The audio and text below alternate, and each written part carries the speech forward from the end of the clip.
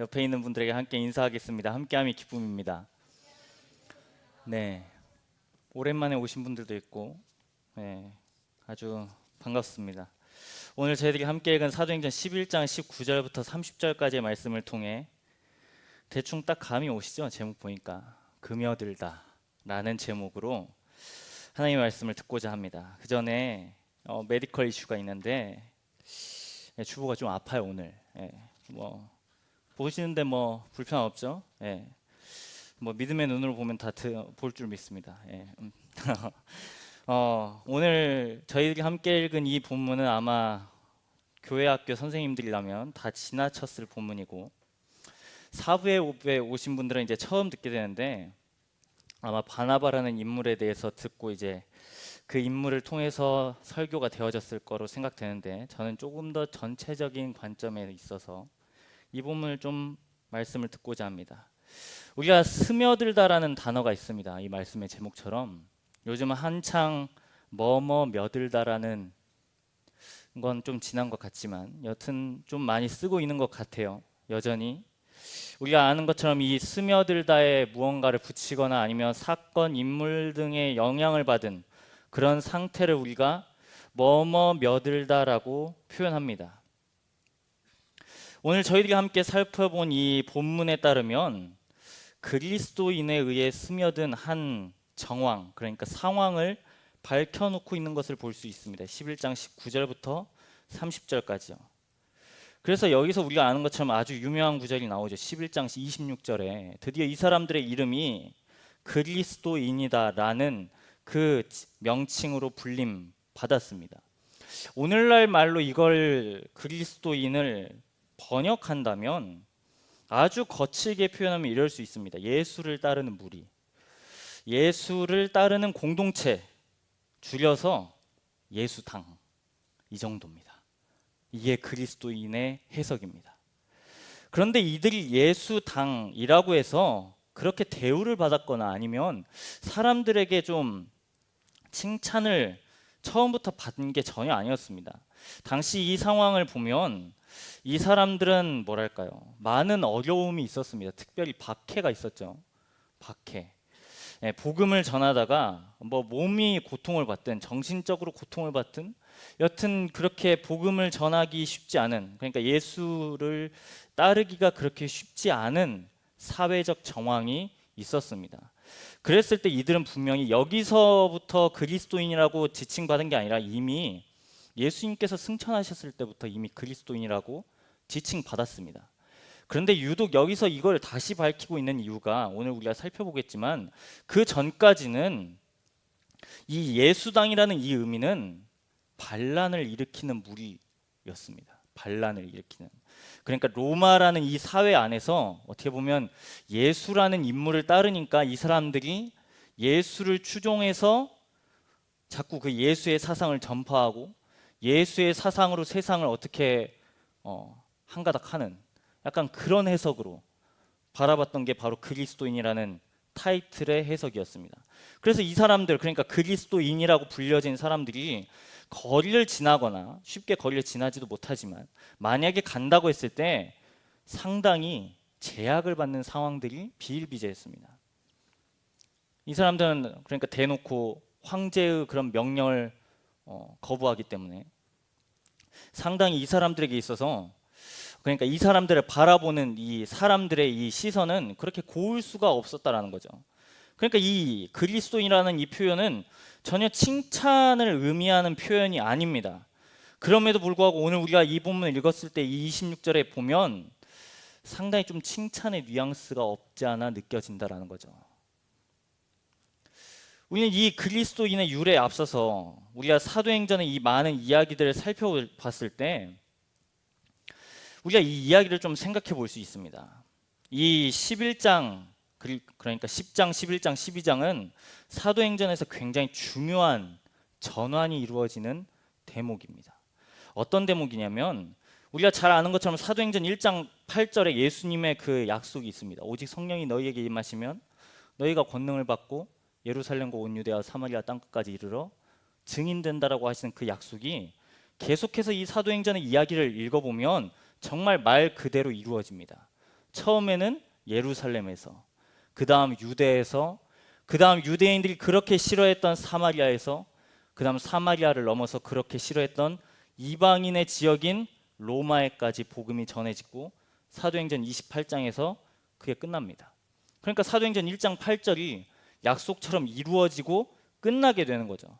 어떻게 보면 그 이 끝나게 된 이 장면 앞에서 이 10장, 11장, 12장은 굉장히 중요한 전환을 이루어내는 다리와도 같은 역할을 하게 됩니다. 그건 바로 이방인들에게 복음을 전하기 시작하는 단계입니다.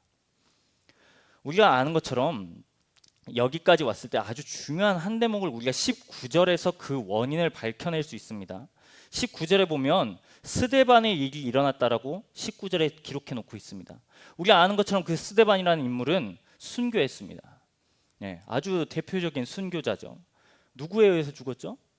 바로 사울에 의해서 죽었습니다. 예수를 믿고 변화된 그 사울요. 그런데 그 장면을 우리가 7장과 8장에서 볼 수 있는데, 이 박해가 너무나 심하다 보니까 제자들이 피신을 가게 되고 복음을 전하기 시작하는데, 그 7장과 8장에 넘어가는 그 대목에서 사마리아를 가게 됩니다. 사마리아요. 우리가 요한복음 4장에 보면 사마리아는 그렇게 자주 가는 동네가 아닙니다. 일부러 가야 되는 그런 동네예요. 그런데 이 박해를 받은 이 사람들이 일부러 가는 그 사마리아를 가서 복음을 전한다고요. 일부러요. 복음을 전하러. 그 전까지는 사마리아 사람을 정말 사람 취급하지 않았죠. 사람 취급하지 않았습니다. 그런데 일부러 가서 복음을 전합니다. 그렇게 사마리아가 복음 전파가 되기 시작하고, 오늘 이 11장 19절은 그 이유를 기록해 놓고 있습니다. 스데반의 일로 일어난 환란으로 말미암아서 흩어진 또 다른 사람들이 어디로 갔는지 적어 놓고 있습니다. 그것은 바로 이방인 땅입니다. 오늘날로 말하면 그리스 땅이죠. 그리스. 이스라엘에서 그리스까지 굉장히 거리가 머니까 상당히 이 사람들이 배를 타고 갔든 육로로 갔든 상당히 쉽지 않은 길을 갔을 겁니다. 그런데 갔는데 19절에 그 정황을 이렇게 밝혀놓고 있습니다. 안디옥까지 이르러 처음에는 어떻게 했죠? 이들이 유대인에게만 말씀을 전합니다. 복음을 전해. 유대인에게만. 그러니까 같은 혈통에게만 말씀을 전했다고요. 그런데 20절은 갑자기 그 온도가 변해지고 있어요. 그 중에 구브로와 구레네 몇 사람이 안디옥에 이르러 이방인에게도 복음이 전파됐다라고 증언해 놓고 있습니다. 그랬더니 21절에는 우리가 사도행전에서 어떤 사건이 끝나고 나면 꼭 그 소결론처럼 나오는 그 결론이 똑같이 적혀 있습니다. 많은 사람들이 더해지고 예수님을 주님으로 영접하는 사람들이 많아졌다라는 그 고백이 21절에 기록되어져 있습니다. 이게 그러니까 되게 역설적인 거죠. 지금 스데반이라는 인물이 박해를 받았는데 복음 전파가 거기서 끝나지 않고 유대인이 그렇게 배척했던 사마리아 땅에 복음이 전해졌습니다. 그리고 또 한 부류는 이방인에게 가서 이 복음을 전하기 시작합니다. 이게 오늘 지금 저희들이 함께 읽은 그 본문의 상황입니다. 우리가 여기까지 왔을 때 이 안디옥이라는 지역과 예루살렘은 상당히 거리가 멉니다. 상당히 거리가 멀어요. 예루살렘에도 물론 교회가 있겠죠. 예루살렘 교회가 있고 안디옥 교회가 있습니다. 어떻게 보면 예루살렘은 거점 교회입니다. 안디옥은 떨어져 나간 교회인 거죠. 분파된 교회인 거죠. 복음 전파를 위해서. 이게 놀라운 게 이런 일이 있고 나서 오늘 본문을 잘 살펴보면 바나바라는 사람에 의해서 사울이 그 많은 사람들에 의해서 인정을 받기 시작합니다. 지금 이 11장은 사울이 변하고 나서 얼마 되지 않은 시점입니다. 우리가 잘 아는 것처럼 사울이라는 이 인물은 상당히 과격했습니다. 자기가 믿었던 것에 있어서 굉장히 주장도 분명했고, 그래서 그 믿었던 성도들을 다 싸그리 잡아서 죽였죠. 그러기 위해서 다메섹에 갔고 그러다가 변하였습니다. 그런데 그 변하였다고 해도 사람이 한순간에 쉽게 변하지 않잖아요. 당연히 이 사울을 보고 거리를 두기 시작합니다. 많은 사람들이, 믿었던 많은 사람들이. 근데 그걸 두고 중재했던 사람이 바로 오늘 본문에 나왔던 바나바라는 사람입니다.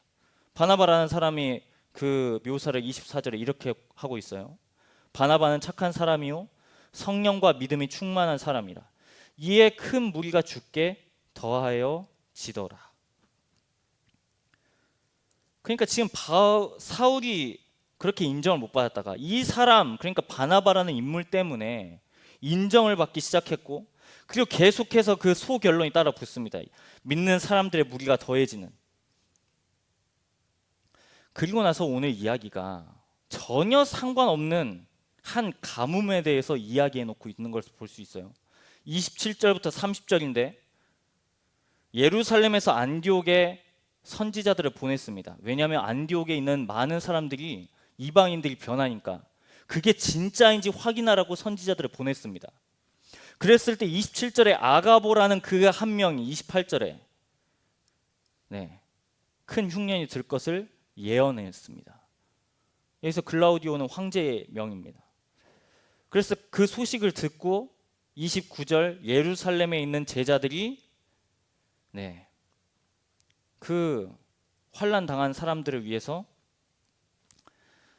도움을 주었다라고 하고, 30절은 바나바와 사울의 손으로 그걸 보냈다고 하고 오늘 장면이 마무리되어지는 사건입니다. 전혀 지금 연관이 없어 보이는 두 개의 큰 덩어리가 있습니다.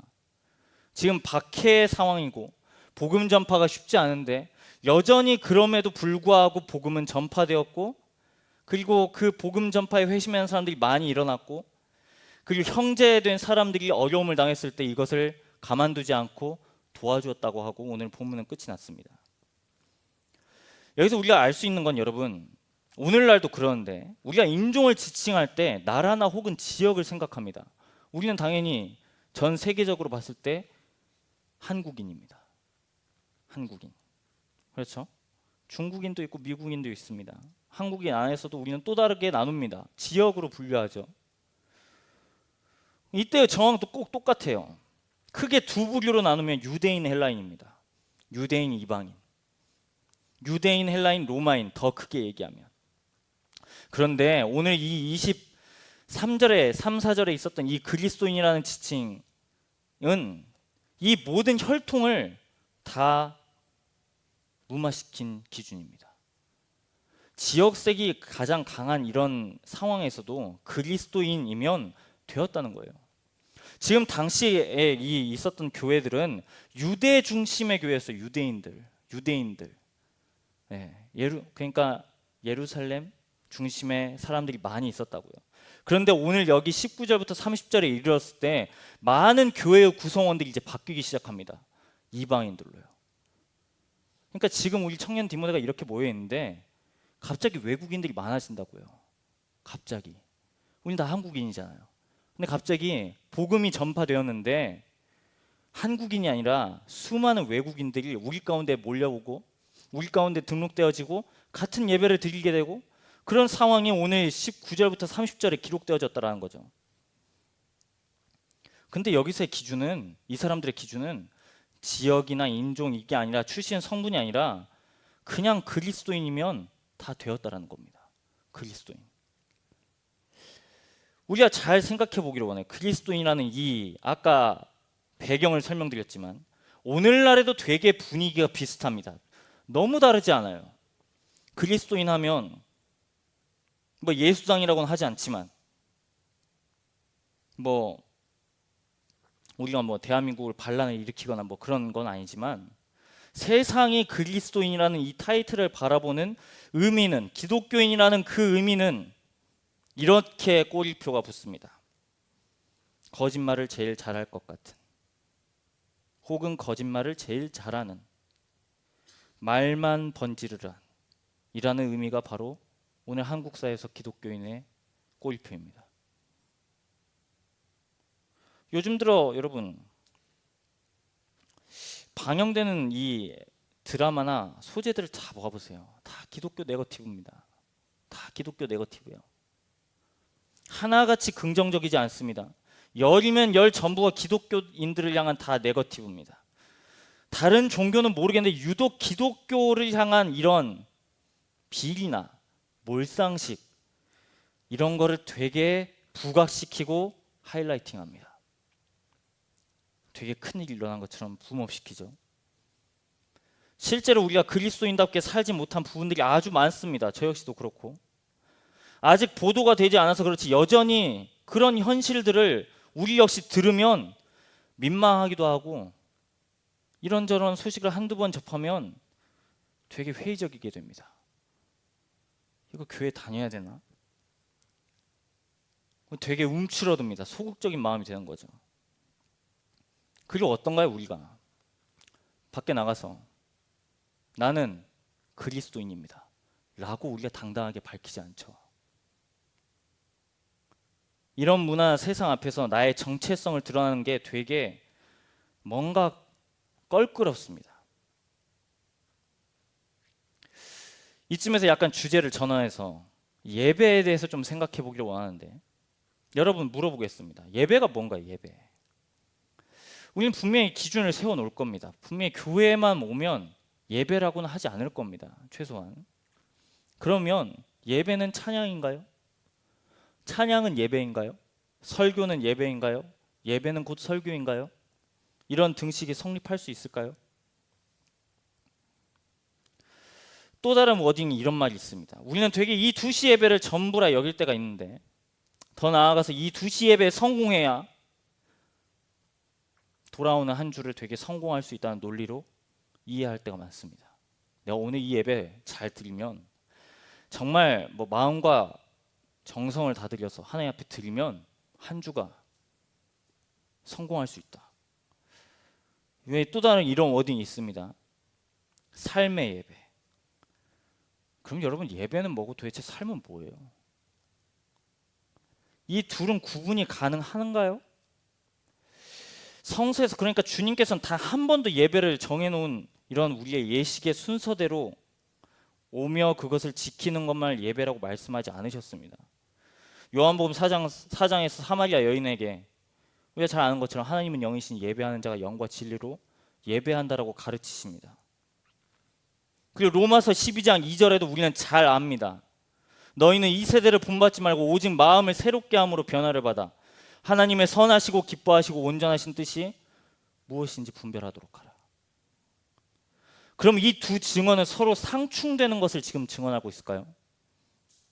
사마리아 여인이 들어왔던 예배의 형식, 여기서 드려야 된다, 저기서 저런 방식으로 드려야 한다, 그게 아니고 오히려 요한복음 4장에서는 장소나 이런 모든 것을 초월하신 하나님 앞에 예수 그리스도를 통하여서 예배 드려야 한다라고 주님은 가르치셨습니다. 로마서를 기록한 바울은 예배에 관해서 오늘 이 12장 2절에서 영적인 예배가 단순히 제사를 드리듯 더 성공하고, 이 2시 예배 어떻게 하면 더 성공할까, 나의 치성을 하나님 앞에 감복시키는 게 아니라 하나님께 내 몸과 마음을 드려서 이후로는 달라진 가치관의 삶의 형태가 살아내는 걸 12장 2절에서 하나님께서 기뻐하신 예배라고 분명히 정의 내려놓고 있습니다. 그럼 이 요한복음과 로마서에 이걸 종합해보면 이럴 수 있습니다. 영과 진리로 예배드리는 이들은 이전과는 다르게 새로운 가치관이 생깁니다. 그건 바로 복음이죠. 복음.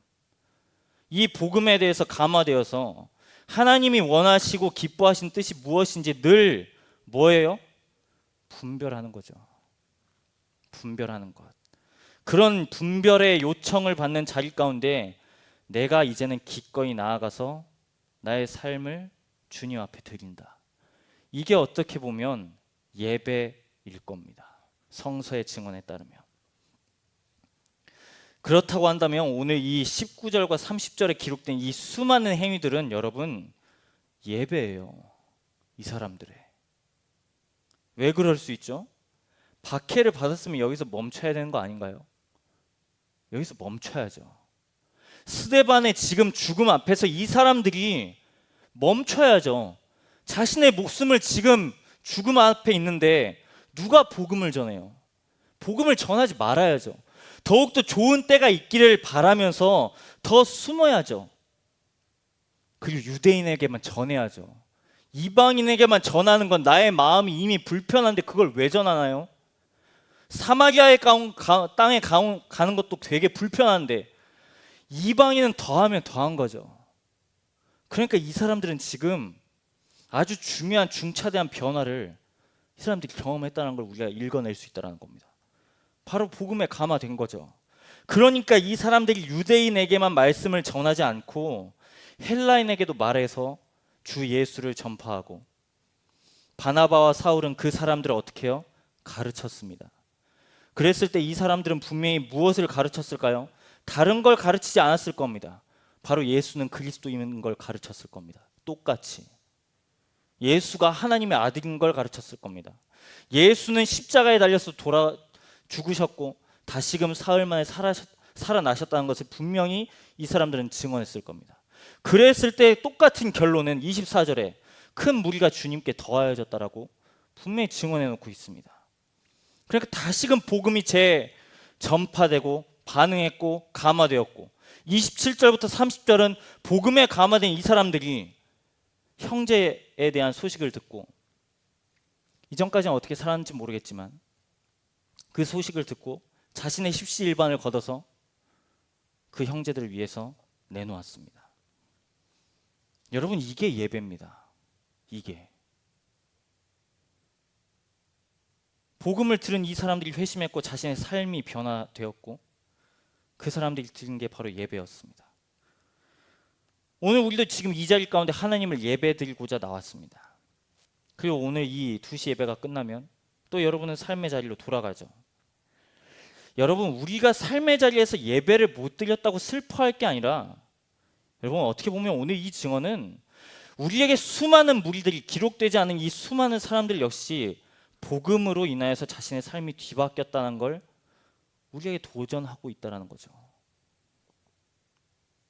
예배는 2시 예배 혹은 1부부터 3부 예배, 수요, 금요, 새벽이 아니라 복음을 통해서 감화된 내 자신을 주님께 드리고, 내가 만약에 실패했어도 거기서 멈추는 게 아니라 다시금 복음에 의해서 나아가는 게 예배인 거죠. 제가 휴가 때 있었던 일을 좀 나누고 설교를 마무리하고자 합니다. 이번에 되게 저는 아시는 분들은 아시겠지만 저는 지방러입니다. 네, 서울 사람 아니에요. 아시다시피 사투리가 있어요. 네, 집에 내려가서 의도치 않게 차를 수리하게 됐습니다. 중간에 사고가 있어서 찌그러지거나 부딪히거나 사고를 낸 게 아니라 차에 아주 좀 큰 얼룩이 남아 있었기 때문이죠. 그래서 차를 집 밑에다 대놓고 늘 지나다녔어요. 그리고 저는 되게 오해했습니다. 그냥 세차해서 그냥 거품이 잘 안 닦여서 그냥 그 거품의 흔적인가 보다, 그렇게 여기고 그냥 차를 두었어요. 그런데 안 닦이더라고요. 그게 안 닦여요. 그게 뭐였냐면 모르겠어요. 집 밑에가 그런 구조인 건지 모르겠지만 석회물이 차에 스며들었던 겁니다. 석회물이, 시멘트 물이 차에 스며들었다고요. 그걸 재빠르게 닦았을 겁니다. 닦여졌을 거예요. 그런데 제가 그냥 대수롭지 않게 여기고 그냥 두었어요. 그래서 가서 그 차를 수리하는 사장님께서 이거 열심히 하신다고 클리너 바르시고 광택제 하고 열심히 했습니다. 전혀 안 닦이더라고요. 그리고 그 사장님께서 하신 말이, 차에 너무나 이 얼룩이 스며들어서 좀처럼 지워지지 않는다고, 차를 도색해야 될 것 같다고, 차 색을 다시 입혀야 될 것 같다고. 너무나 억울했어요. 왜냐하면 제가 사고를 낸 게 아니고 저는 그냥 가만히 있었거든요. 물론 저의 부주의가 있었지만. 그래서 차 수리비가 62만 원이 나왔습니다. 그 순간 증발해 버렸어요. 60만 원이. 되게 억울했죠. 나의 60만 원 도대체 어디 갔는가? 나는 왜 이걸 그냥 얼룩으로 알고 있었나? 되게 저 자신을 자책하고 그랬습니다. 그런데 그 사장님 말이 되게, 이 본문을 준비하면서 그런 게 아니라 물론 약간의 의도성은 있겠지만 되게 이게 남더라고요.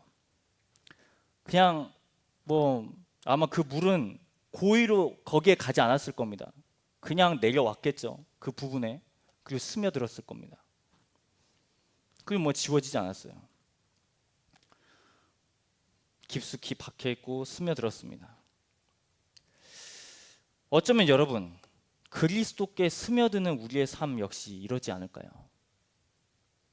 아무리 세상의 것으로 우리가 광을 내고 깨끗하게 내 자신을 해주고 치장해주는 많은 것들이 있다고 여러분들에게 선전하고 이것을 가지면 괜찮을 거라고 이것을 가지고 여러분의 삶을 또 깨끗하게 닦으면 여러분의 인생이 가치 있다고 말할지 모르겠습니다. 그런데 이 오늘 본문에 있는 이 사람들이 그리스도께 스며들었기 때문에 세상의 사람들이 이들에게 그리스도를 발견했습니다. 다시 한 번 더요. 이 사람들이 그리스도께 스며들었기 때문에 그리스도께 스며든 이 사람들 때문에 이 세상 사람들은 그리스도께 다시 스며드는 것을 보았습니다. 이 본문의 증언에 따르면 지금 앞에서 그리스도인에 대한 기원을 설명드렸죠. 그 전까지는 이 사람들에 대한 칭찬이 없었어요. 나라를 팔아먹을 놈, 황제 숭배를 거부한 미련한 사람, 예수를 따르면 목숨을 내놓는데 무엇이 좋다고. 그런데 여기서 비로소 이 사람들은 주목받기 시작합니다. 칭찬을 듣기 시작합니다. 저 사람들은 도대체 뭐가 있길래, 무엇이 있길래 자신의 삶도 내놓고 자신의 소유도 내놓고 도대체 그 원동력이 무엇인가. 그것을 표현한 것이 바로 26절입니다. 비로소 그리스도인이라 일컬음을 받게 되었더라. 비로소. 여러분, 우리 역시 마찬가지입니다. 그리스도께 스며들 수 있기를 소망합니다.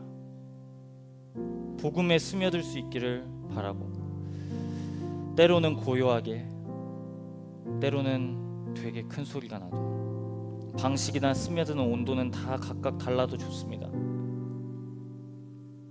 우리 주님께서는 자신에게 스며들 수 있도록 본인이 먼저 이 땅에 스며드셨습니다. 우리를 위해서 이 땅 가운데 스며드셨고, 우리 역시 예수께 스며든다면 그것으로 족한 거 아닐까요? 저는 여러분의 삶의 자리를 다 모릅니다. 그런데 우리 안에 있는 그 그리스도께 스며든다면 예수 당이라는 이름을 들어도 그런 따가운 시선이 있어도, 또 믿음의 여정을 살아가는 그 길이 전혀 꽃길이 아니고 십자가의 길이라고 할지라도 내가 그리스도 안에 있으면 내 삶이 가장 가치 있다 라고 고백하는 게 복음에 반응된 복음의 역사가 아닐까요? 사랑하는 여러분, 우리가 그리스도께 스며들고 우리는 그리스도께 스며들어서 세상이 우리를 볼 때 그리스도가 다시금 그 세상에 스며들 수 있기를 간절히 소망합니다. 그래서 오늘 말씀의 제목이 금여들다예요. 오늘 우리가 마지막에 나눴던 이 다시 복음 앞에, 여러분은 다시 복음 앞에 무엇을 내세우고 있나요? 그냥 그 한 가지면 된 거 아닐까요? 예수가 날 위해서 스며드셨고 나도 예수께 스며들 수 있는 그 삶, 그것으로 내가 충분하고 내가 그 힘으로 다시 살겠습니다. 그걸 통해서 내가 나의 삶에서도 예배를 드리겠습니다. 우리 함께 이러한 마음을 담아서 함께 우리 마지막에 고백했던 다시 복음 앞에라는 제목의 그 가사 함께 주님 앞에 올려드리면서 우리의 마음을 결단하며 나아가도록 하겠습니다.